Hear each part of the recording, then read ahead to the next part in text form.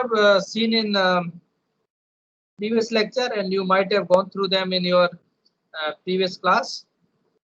And this we have discussed that inside a crystal, electron experiences periodic potential. So, and of course, at the boundary of the crystal, there is a potential called work function, potential energy, that is required to knock out electron from the crystal. So that you know. Now this model of atom, so that was basically to illustrate that energies are quantized. Means electron cannot take any arbitrary energy. They have to be some selected energies, right, which satisfy certain conditions that were given by Bohr. However, this Bohr model was able to explain the hydrogen atom, but it was not so appropriate for other complicated atoms. So a comprehensive theory was required, right, which could explain these phenomena in a comprehensive way. So what we can summarize based on these experiments that were conducted at the beginning of 20th century. Number one, right, that energy is quantized, and it was proven by experiments such as black body radiation, emission spectra of atoms, because they were discrete energies, right? So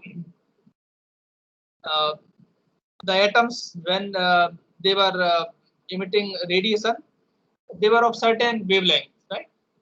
And then Planck relationship was given, E is equal to h nu or h bar omega. Nu is frequency, omega is also frequency, but the unit is radian per second. So omega is also frequency, all called angular frequency, radian per second.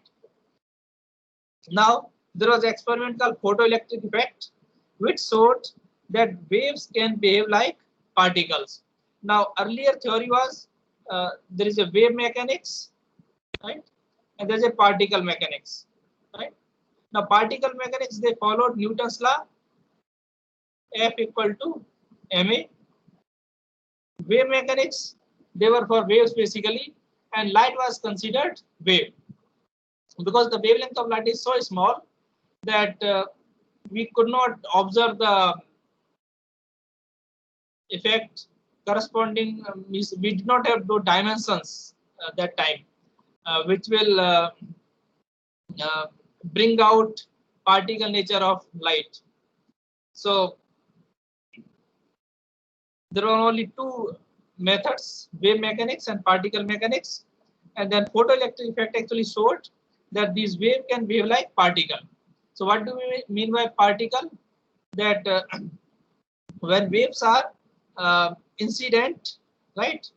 For example, on a metal surface, when these waves are coming, so if you increase the intensity, the electrons that were ejected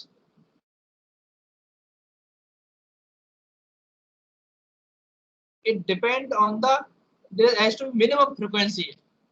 There was requirement of minimum frequency or minimum energy of the wave. Intensity did not play a role. So intensity only facilitate the number of electron.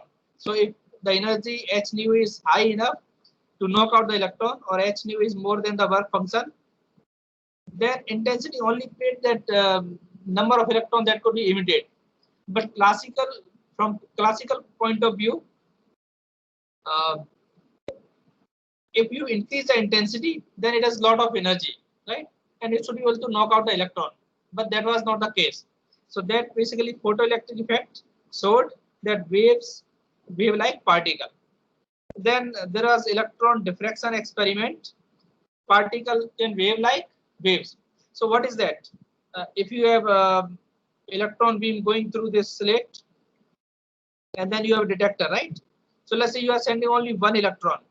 Then you can detect it here, detect it here, detect it here, anywhere you can detect, but that was kind of random.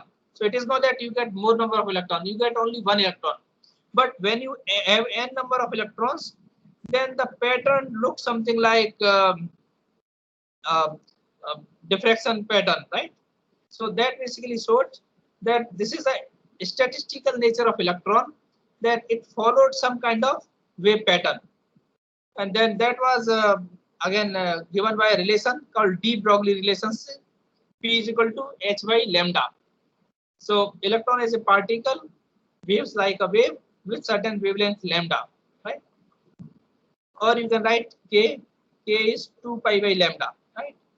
So h bar k is same as h by lambda. So these two important relationships we should always remember.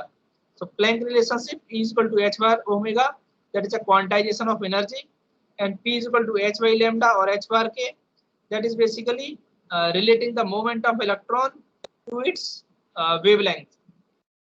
And you can also see that if the particle is big enough or moving slowly, it's because h bar is very small, it's 10 to the power minus 34, I think.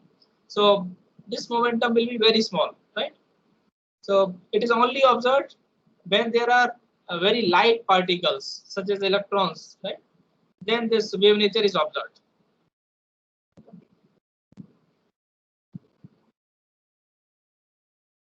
So that means electrons can be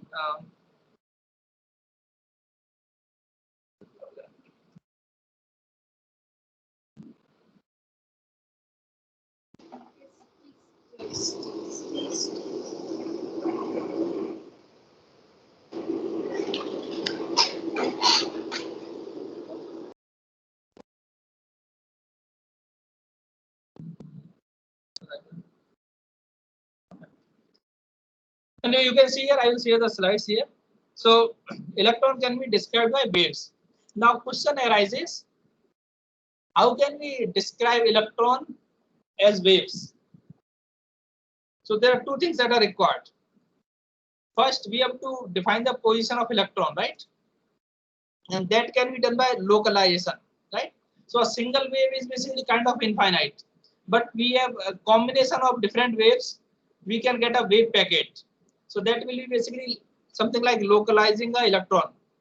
And a wave has certain energy. So but if you see a infinite space, any wave can exist there, it can have any energy. But if you apply certain boundary condition, you restrict that wave to certain region, then we will observe this quantization. So when we describe electrons by waves, these two things are important: quantization, that is through boundary condition, and localization through wave packet. So multiple waves basically form this pattern. Now, so Schrodinger equation is something like a very fundamental equation in classical mechanics. V is equal to, we have F equal to ma, right? Similarly, the Schrodinger equation is a fundamental equation that describes the wave nature of electron. So here you see there are two terms here. One is time dependent, other is space dependent. So you have time derivative of the wave function, you have the space derivative of the wave function. So time derivative is somehow related to the frequency omega, and space derivative is related to somehow wave vector k. Now, if you recall that energy is kinetic energy plus potential energy, right? So U is actually potential energy here, and kinetic energy is P square by 2m, or you can also write if P is h bar k, then h bar square k square by 2m.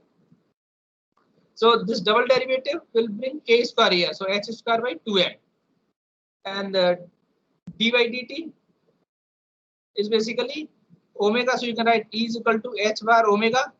So you can see here h bar omega is h bar k square by 2m plus potential energy, right? So that way you can explain, but that's not the derivation. That's a way to understand the Schrodinger equation. So this equation basically explains how particle behave when they behave like waves. And how do we solve it? standard method is there, that is called separation of variable. So this psi, which is a function of x and t, and psi is called wave function, which is a function of position and time. What you can do, we can separate these two variables. You can write, let's say there's one function psi1 of x and phi1 of t, right? So this is purely function of x, this is purely function of t. Now you can see here also in the equation, right side only involves the derivative with respect to x. Left side only involves the derivative with respect to t. So if you write psi as a function of psi1x and phi1t, then you divide the whole equation by psi xt, that is psi1x and phi1t. Then you can see that on the left side it's only time dependent term, on the right side only space dependent term.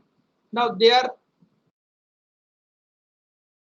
altogether independent variables, so you can say both left and right are equal to certain constant e times psi or e. So that basically is called method of separation of variables. So maybe I can write here.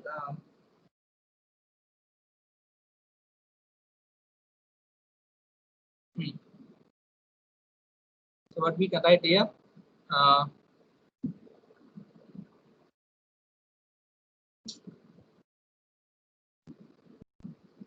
Okay.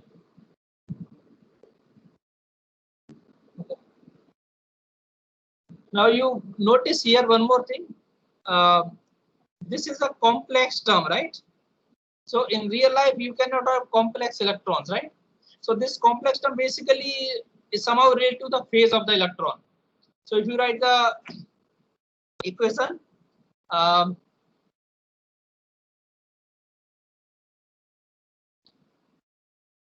iota h bar del phi by del t is equal to h bar square by 2m del 2 psi x by del x square plus ux psi x is equal to E.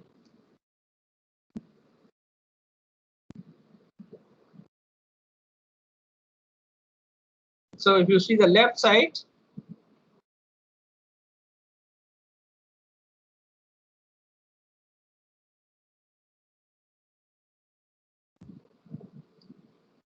now there is a psi and phi here also, but we have divided both sides by psi and phi. So basically these two equations are solved separately. So the time dependent equation and the space dependent equation. Now before we solve this equation, we should go through the basic postulate, right? So for any new theory, there are some basic understanding, right? So what is psi? Psi is a wave function, right?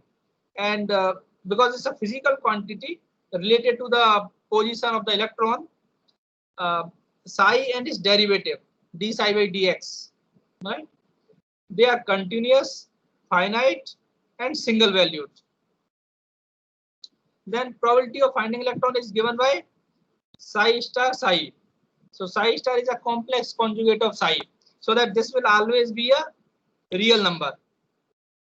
And then if you want to find the probability of finding electron in region dx, you multiply this thing by dx and evaluate psi star psi at x at a given time t.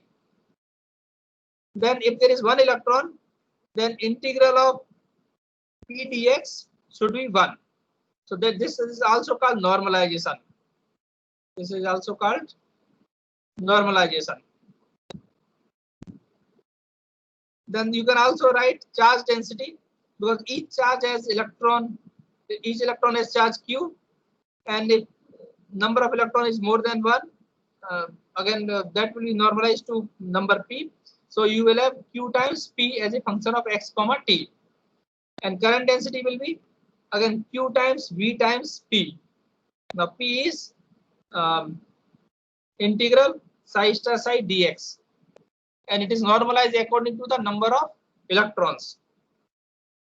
Now, if you want to find any average quantity, such as energy or momentum, these are the typical quantities of interest.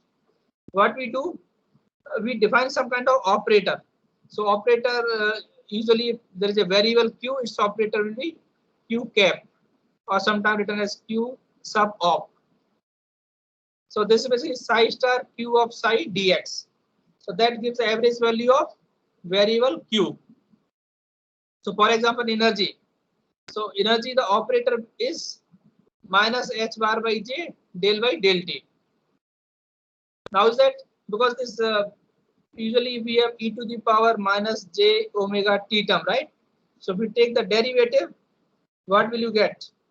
D by dt will be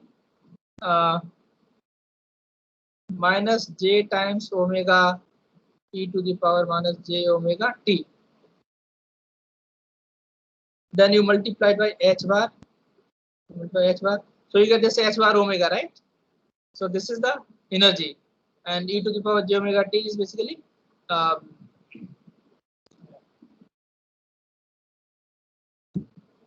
e to the power minus j omega t is factor that comes out, and of course there's a factor minus 1 by j here that will cancel this j. So here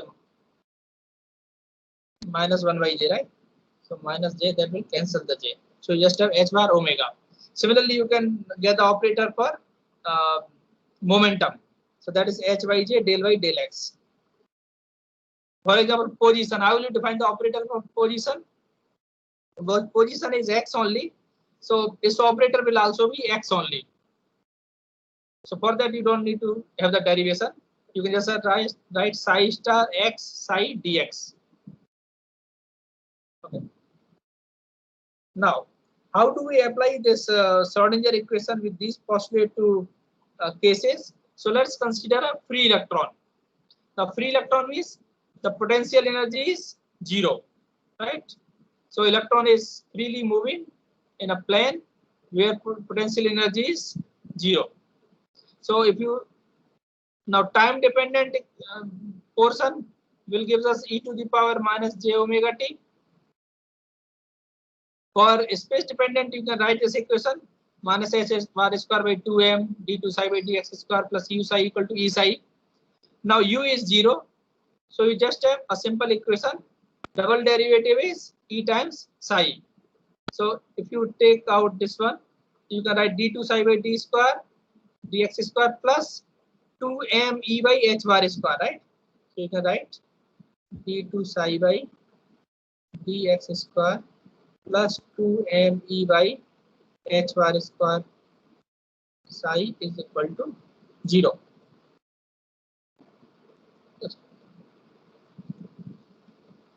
Okay, this is not crossed, this is just artifact.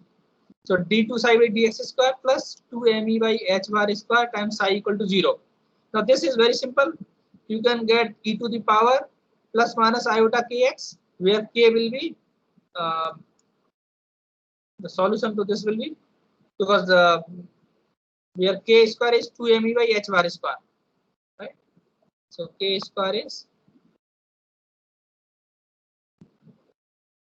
2m e by h bar square, or you can write k is equal to root 2m e by h bar square. So the solution will be e to the power plus minus iota kx, and e to the power minus iota omega t is coming from time dependent term. So overall you can write e to the power plus minus iota kx minus iota omega t. Now k is h bar k, so you can write k as p by h bar. Omega is energy is h bar omega, so omega can be written as e by h bar, right? So you can also write this equation as e to the power plus minus iota px minus et by h bar. Usually we will deal with the equation in first form, but you can write in any form. Now what is this equation? This is the equation of a plane wave. Now plane wave propagating in which direction? It will depend on the sign, right? So if you have plus iota kx minus omega t, So moving in positive x direction. You have minus iota kx minus iota omega t. That means wave is moving in minus x direction. Right? So these are basically two solutions. One is moving in positive x direction, other is moving in minus x direction. And from this K, you can also say E is h bar omega.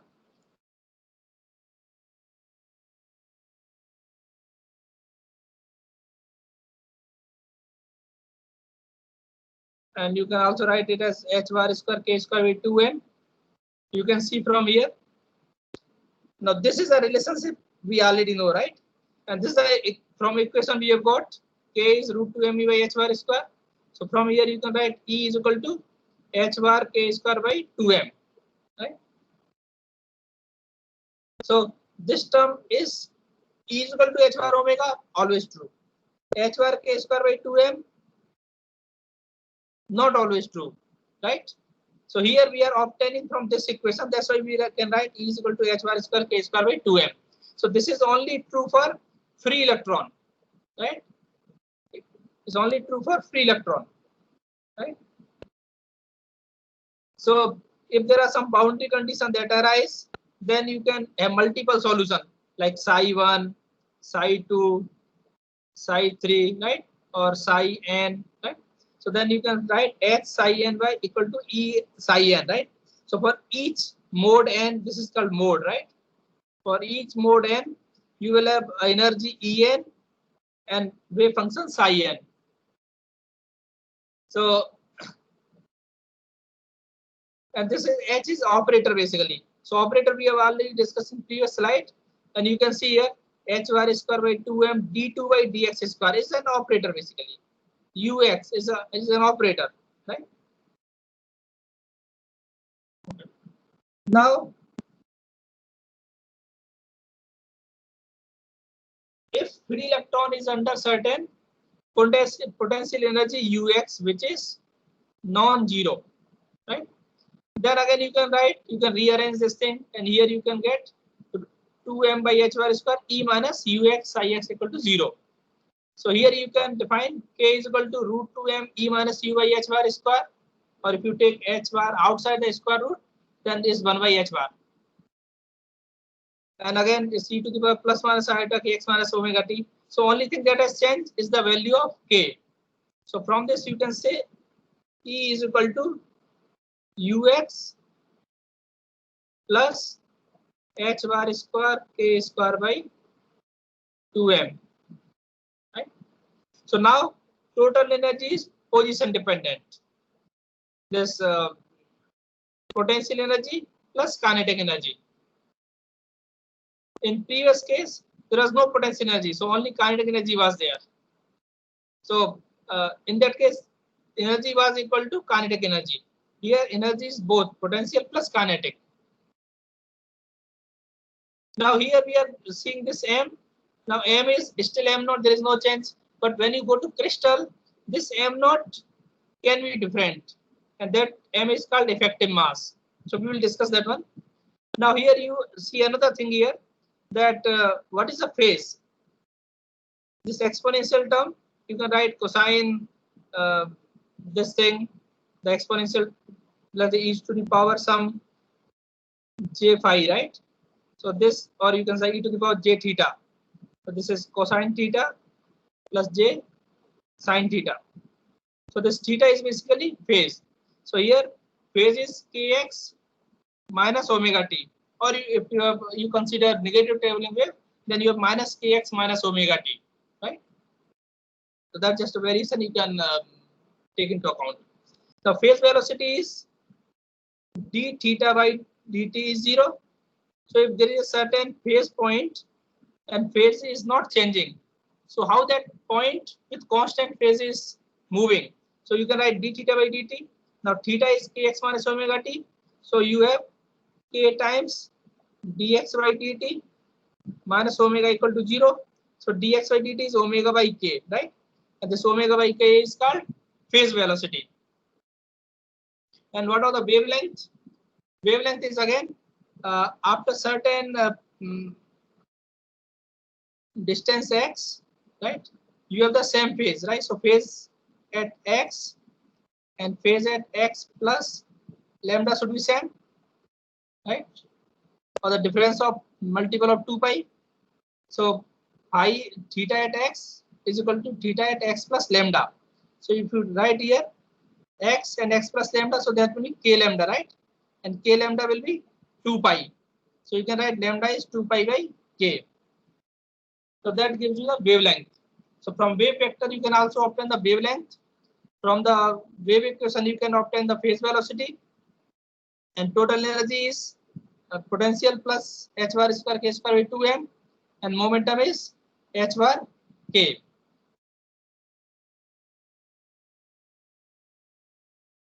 Now what I've written here is basically differentiate with respect to x only, right? So it is a one dimension equation.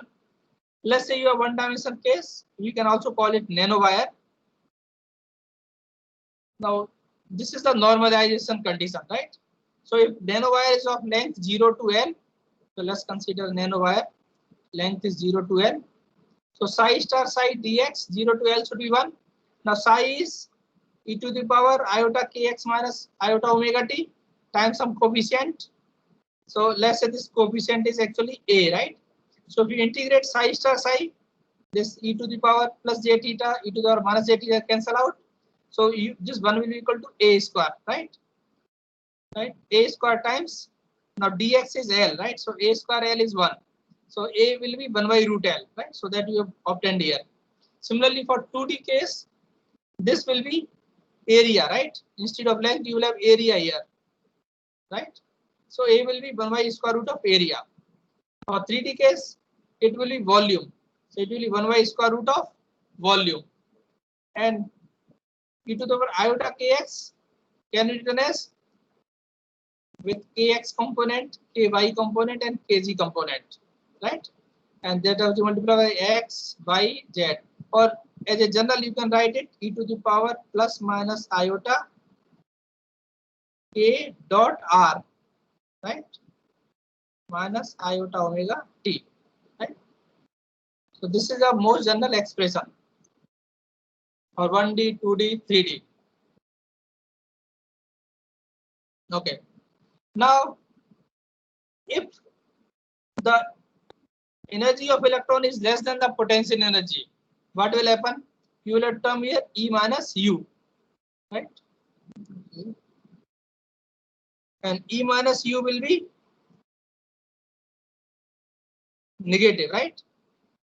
So your K will be imaginary, right? So if K is imaginary, so that means K is imaginary, right? That means it's not a propagating wave, right? It will be decaying wave. So instead of K, we use another coefficient called alpha, and alpha is defined as 2m naught U minus E by H bar. So again, solution will be a times e to the power plus minus alpha x minus iota omega t. Now in time it is periodic, but as far as space is concerned, it is exponentially decaying or increasing, right? So if you have to consider a solution which is more feasible, you will always consider a solution which is exponentially decaying, right? Especially if length or dimension are very large, right? So for dimension going to infinity, we will always choose a decaying solution, right? So it will be a times e to the power minus alpha x. Now, in a typical scenario, electron will see some potential variation as a function of x, and let's say its energy is E. This is the energy of electron. So in this region, E is more than Ux. So here the electron wave will propagate. Outside here, energy of electron is less than the potential energy. So the wave function will kind of decay, right? So what you will basically get,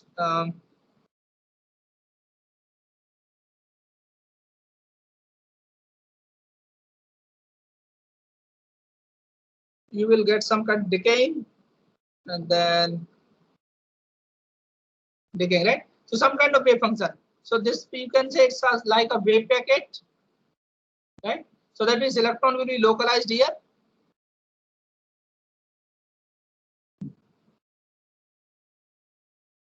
Okay, so far any doubt? So last 10 minutes I will use for doubt. So you have any doubt, you can interrupt me now.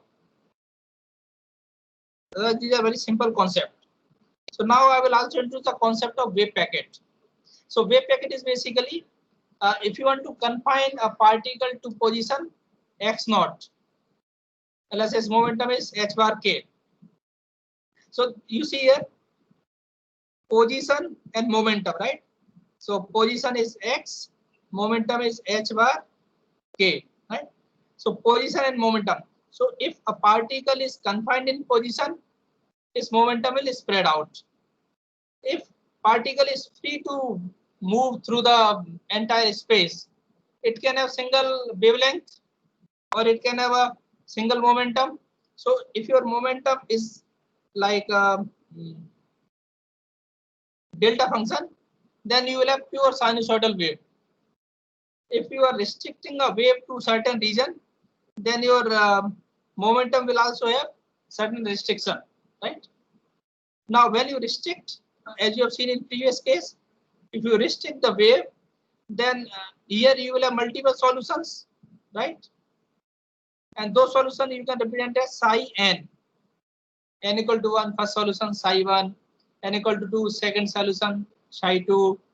So that way, and each solution will have certain energy En, E1, E2, E3. And overall wave function you can always write a combination of individual wave function with certain weights. So weights are basically what is the magnitude of particular wave function. So psi 1 may have certain magnitude, psi 2 may have some other magnitude, and this is a linear combination, and this is the overall wave function. So overall wave function will give you the probability of finding electron in a certain region of space. So this also tells us about the famous uncertainty relationship that says delta x delta k is more than equal to 0.5. Now delta k is, you can write delta x delta k, you can write delta p by h bar. This is more than 0.5. So if you take h bar here, we can say like h bar by 2. So this you might remember, delta x delta p is more than h bar by 2. Same relationship you can also write for energy. Delta T delta E is more than h bar by 2.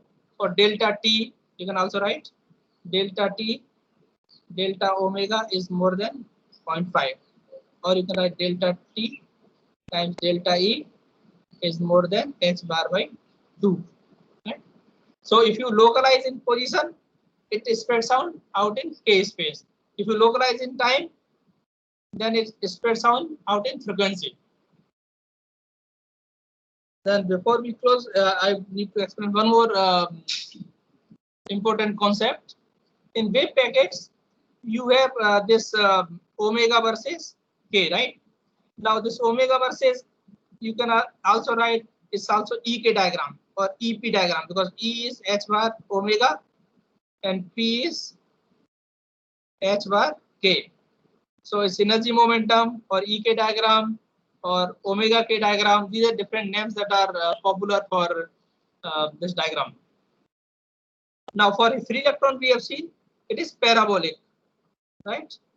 For free electron, this ek diagram or omega k diagram is parabolic. So energy is h bar square k square by 2m and phase velocity omega by k. Now there is a concept of group velocity.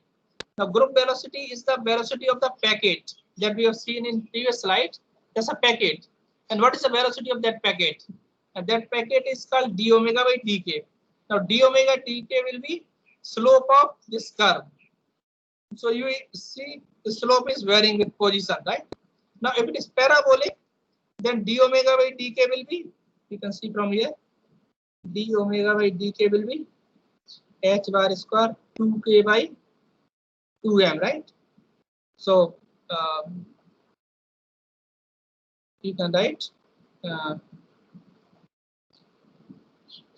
this for h bar we have to remove, right? There's only one h bar because it's h bar omega, right? So h bar d omega by dk is h bar square k 2k by 2m. So one h bar will cancel.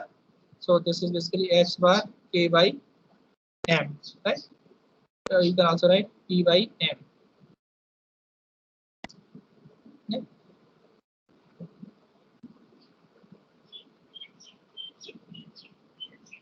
So it is basically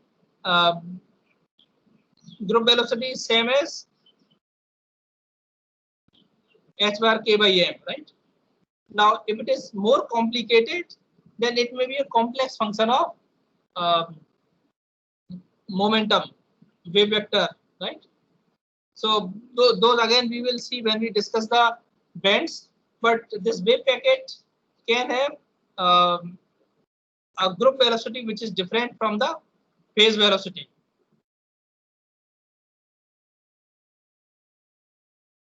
Okay. So anything else? Okay. So this we'll discuss next class. So I'm closing it now. And if you have any question, we can discuss. I'm stopping the recording now.